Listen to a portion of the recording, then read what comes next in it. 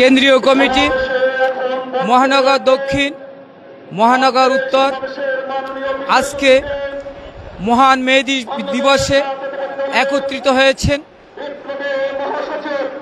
বাংলাদেশ জাতীয়তাবাদী দল বিএনপি কর্তৃক আয়োজিত মহান মে দিবসের আজকের এই প্রোগ্রামে দাঁড়িয়ে আমি বলতে চাই, 1886 সালে শিকাগোতে শ্রমিক অধিকার আদায়ের লক্ষ্যে যে আন্দোলন হয়েছিল, সে আন্দোলনের পরিপ্রেক্ষিতে শ্রমিক সমাজ 8 ঘন্টা তাদের শ্রম অধিকার পেয়েছে, কিন্তু শ্রমিকরা তাদের অধিকার পেলেও আমরা দেশের শ্রমিকরা আজও অধিকারের জন্য লড়ছি, অধিকারের জন্য সংগ্রাম করতে হচ্ছে, আন্দোলন করতে হচ্ছে।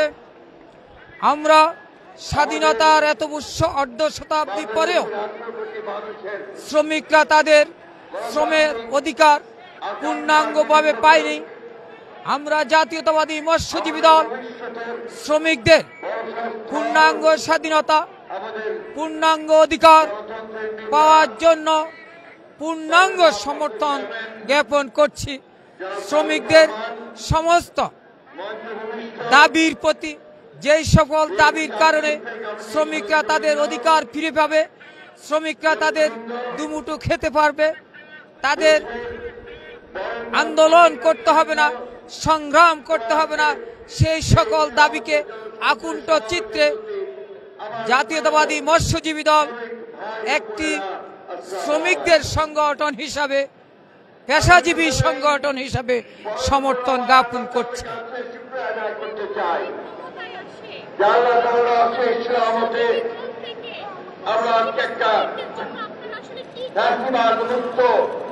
আপনি যথার্থ বলেছেন। আপনি জানেন, বাংলাদেশ জাতীয়তাবাদী দলের প্রতিষ্ঠাতা শহীদ রাষ্ট্রপতি জিয়াউর রহমান ইতিহাসের রাখাল রাজা, যিনি এই দেশের শ্রমিকদের জন্য কাজ করেছেন। উনি বলেছেন, একজন শ্রমিক হিসাবে আমি নিজেকে গর্বিত মনে করি।